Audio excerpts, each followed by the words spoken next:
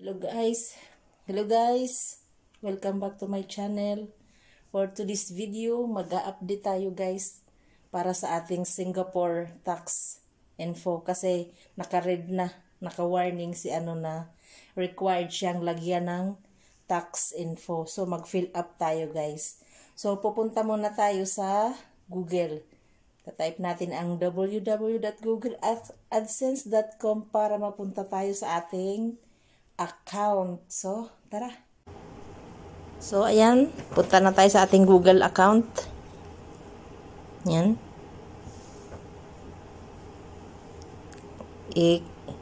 Wait muna tayo.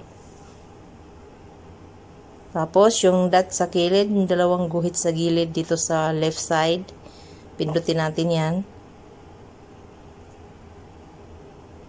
Yan. Tapos, pupunta tayo sa payments. Tapos, payments info. Ayan na. So, yan. Nag-ikot-ikot pa. Yan, naka-red siya, guys. So, required talaga siyang lagyan. Pinapalagyan siya.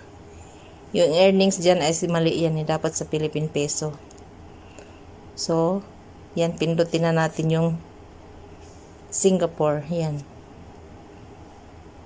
Yan, sa baba. Yan, basahin nyo yan, guys. Add tax info. Yung add tax info yan. So, ayan na. Mag-fill up na tayo sa form. So, basahin mo lang yan guys. Tapos sa baba. Hindi pa pala na-submit. Start muna. Start muna tayo.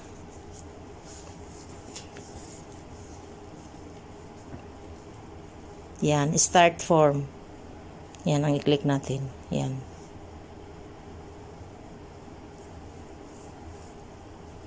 Yan. No lang lahat naman ang sagot eh.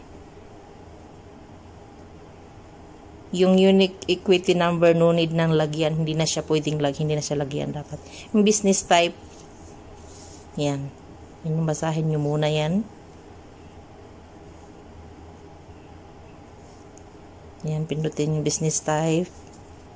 Individual ang pinili natin. Tapos, dito sa baba, no lang yan siya. Tapos, no. Yung unique equity number, guys, no need na, hindi ko na nilagyan. Wala, yes siya, hindi, okay lang yan siya. Yan sa baba, no. Tapos, no. Tapos, yan, may submit na.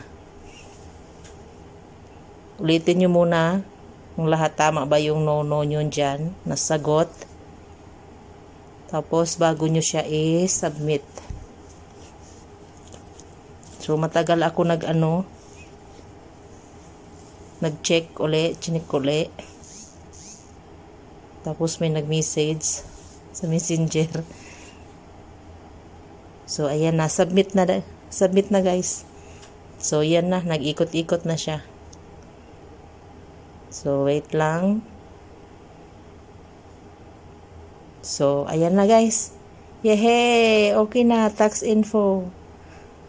Oh, accepted na siya guys. Tapos yung dati naman natin is meron na yun eh. Naka-verified na yung dati sa United States.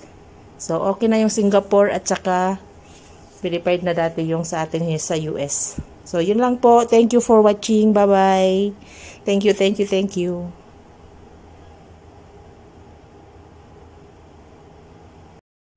So, yun na guys. Tapos na tayo nag-fill up. Naka-submit na tayo. So, okay na. Hindi na siya naka-red. Pag pumunta tayo sa ating account sa Google AdSense, hindi na siya naka-highlight ng red. So, okay na.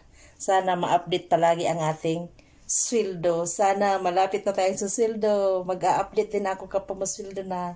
So, thank you. Bye. Thank you for watching.